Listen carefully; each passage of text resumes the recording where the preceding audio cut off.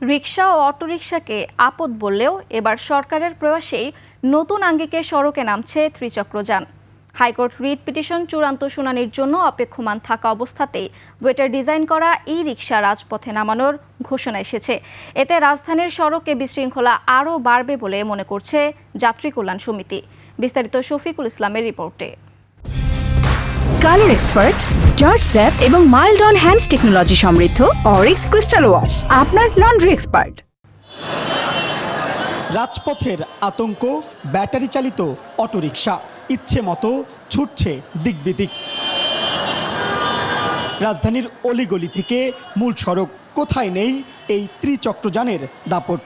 সরকারি নানা বিধিনিষেধের মধ্যেও তাই সড়কে ফেরানো যাচ্ছে না শৃঙ্খলা। খুবই মারাত্মক অবস্থা হয়ে যায় অনেক সময়।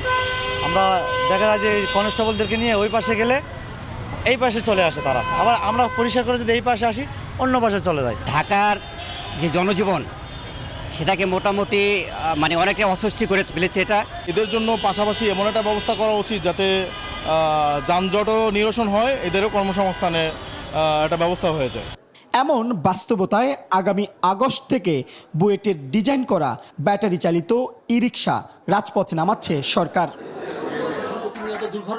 যদিও ব্যাটারি চালিত অটোরিকশা বন্ধের দাবিতে করা রিট পিটিশন এখনও উচ্চ আদালতে নিষ্পত্তি হয়নি। মূল মামলাটি পরবর্তীতে হাইকোর্টে শুনানির জন্য তারিখ নির্ধারণ করা হয়েছে এবং শুনানির জন্য রয়েছে। আমরা শুনানির জন্য প্রস্তুতি নিচ্ছি এবং আমরা আশা করছি যে কয়েক মাসের মধ্যেই মামলাটি শুনানি করা সম্ভব হবে। নতুন এই ই রিকশা নামানোর সিদ্ধান্তকে ভালোভাবে দেখছে না যাত্রী কল্যাণ সমিতি। এই ব্যাটারি চালিত অটোরিকশা নগর, বন্দর, গ্রাম, শহর সব জায়গায় ছড়িয়ে পড়েছে।